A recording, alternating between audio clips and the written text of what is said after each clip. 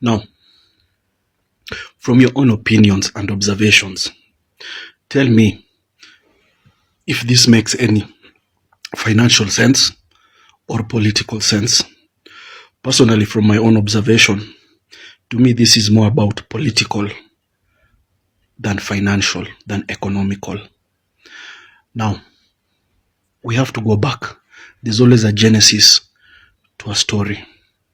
Now, this Rironi, my road thing, was secured by the Ruto government. At that time, Uhuru Kenyatta was president, and they managed to get a deal with the French consortium who are going to do this road at a price of 160 billion. That was the agreed price. But anyways, events got taken over by elections, campaigns, and everything.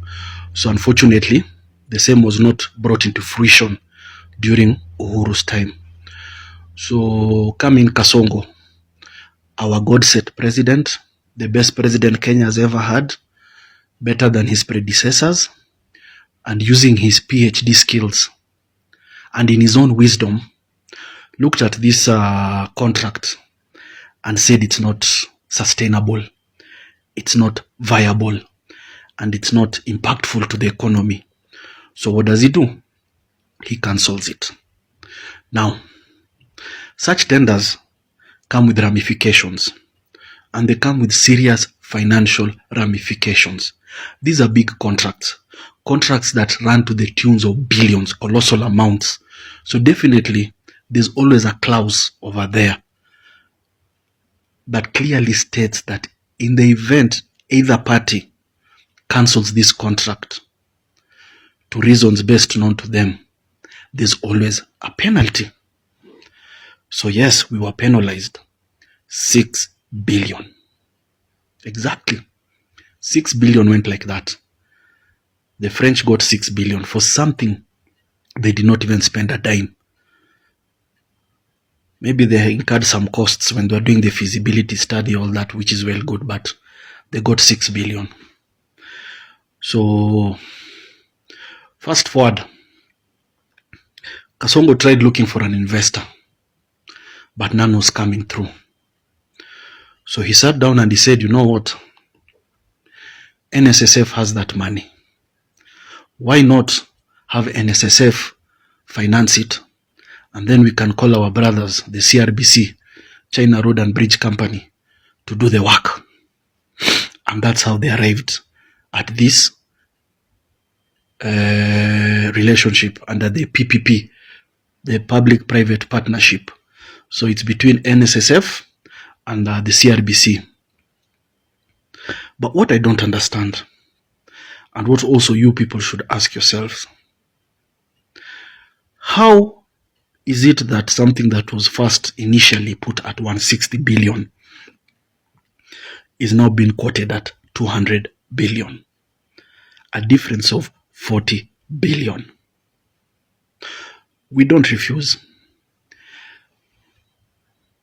When times are moving, we have to factor things like inflation and currency. But still, 40 billion is just on the higher side. If there was an increment, this thing even will have gone to 170 or even 165. But a difference of 40 billion, this is something this government cannot even justify. Where is 40 billion? What necessitated this 40 billion? Yes, let's ask ourselves the painful questions.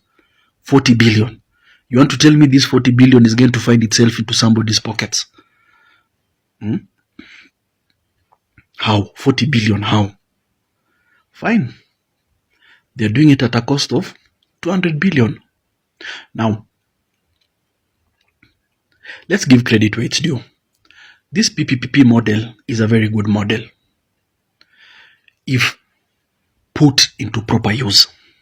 Because first and foremost, it safeguards the country from more borrowing, external borrowing. As it is like Kenya, we have already surpassed our debt ceiling. Our debt is ballooning out of control. So having this being done with the PPP has safeguarded us from more borrowing. And also, it has safeguarded us from paying more interest. Because if we borrowed, there's definitely interest. And when the government wants to repay these loans, what does it do? It increases taxes. So at the end of the day, it's me and you who will feel that pinch. But at least that has been avoided. However, the biggest impediment and thorn in the flesh is mismanagement, embezzlement, and corruption. And this deal as it is, it's already reeking of corruption. Prices have already been inflated, because you cannot tell me from 160 billion, CRBC has arrived at 200 billion, a difference of 40 billion. How? 40 billion, how? And these are the questions we need to be asking. And let's call a spade, not a big spoon, and let's not sugarcoat. This is corruption. Budgeted and institutional corruption. Yes, that's what it is. That's what it is. Let them tell us what this 40 billion, the difference in that amount from 160 to 200, how? And before you arrive at a figure, definitely you have to go do a feasibility study of the area. Look at the area you're going to start building the road, the surroundings, everything. You do your calculations. So, are these people telling us that the French people underquoted? Because I don't think when you ask for a quote, you just give it like that. You have to send your engineers on the ground. Then from there, now you can start doing your costings and you come up with a price, which even includes your profit and everything. So this 40 billion in Wapi, whose pocket is it going to? Or whose pockets is it going to? That's the painful question we have to ask. We are calling ourselves that this is development. What development? This is corruption. Must everything be done with having a kickback in mind? And we all know this is a political strategy. Kasongo wants to use this road, and he's insisting that it must be finished before 2027, so he can use it as a flagship for his re-election. And he's trying to cajole and seduce and serenade the Rift Valley block, the Western block, and the Nyanza block using this. And this is the sad reality. Our healthcare system is in the doldrums. Hospitals are under-equipped. Hospitals are understaffed. Hospitals cannot even manage their daily operational expenses. They can't even pay for the electricity, water. They can't even fuel their ambulances. They don't even have enough drugs in the hospital. They don't have enough infrastructure like beds. People are sharing beds. People are sleeping on the floor. And they don't wish to be like that. But it's because money is not reaching the hospitals. Look at our education system. Lecturers are on strike. They cannot be paid. Capitation was denied. School feeding program was scraped out. And you can't tell me there's no money. There is money, but embezzlement, corruption. Now look, somebody wants to take a whole 40 billion and eat it with his cronies and his friends. And let me tell you something, corruption is a cancer, and it's very malignant. And where corruption flourishes, development will never thrive, because corruption takes away your gains. It reduces your momentum towards your trajectory for development. It takes you behind. And then these people, after they loot, they'll remove some money from that 40 billion and they go around perambulating, gallivanting, telling us they are empowering our youths. With what? Motorbikes, handcarts, sewing machines, water tanks. Those things don't make you live. They make you survive. You live from hand to mouth. You cannot even grow in that job of yours. You cannot. And the purpose of working is to see growth. Where you are today is not where you should be tomorrow. But these people want to keep you in that cycle of poverty so you can be dependent on them. They embezzle, then they come, they buy you mediocre things in the name of empowerment. How?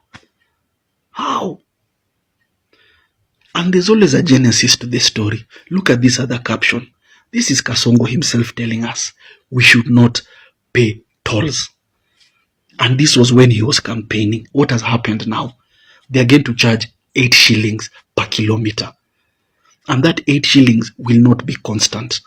It will be increasing so as to mitigate on inflation and current, this exchange rate fluctuations.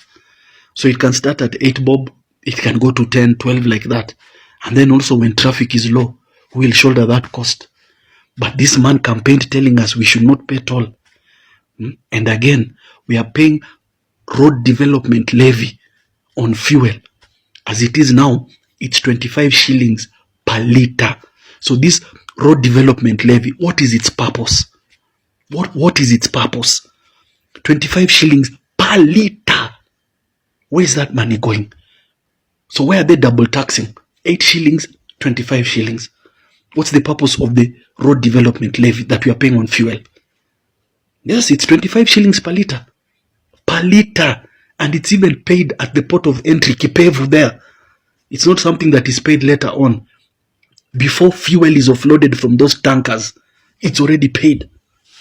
So what's that money supposed to do? Isn't this money supposed to undertake such things? I stand corrected. But me, that's what I think. I don't know. Why are we paying for a road development levy? And then again, we are still going to pay 8 shillings per kilometer. Does it make sense? Somebody campaigned on the platform that we do not need tolls, but they are tolling us now. So what has changed?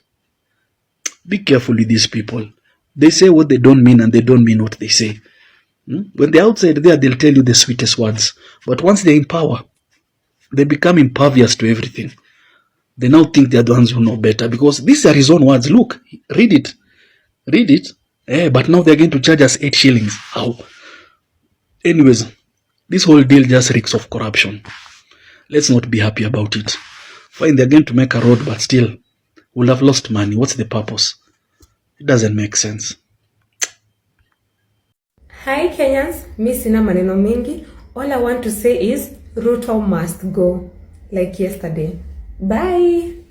Ati black chocolate ni fine melanin bana kutoka nikapate. Kanapenda kenye mi wanapenda, so kanapenda toto chupa na hali ya nono. Madam na kudai, umedunga mini na unapenda mangwai. Una dance fit, unawacha nikismile. Ama niko high, you realize I'm nice.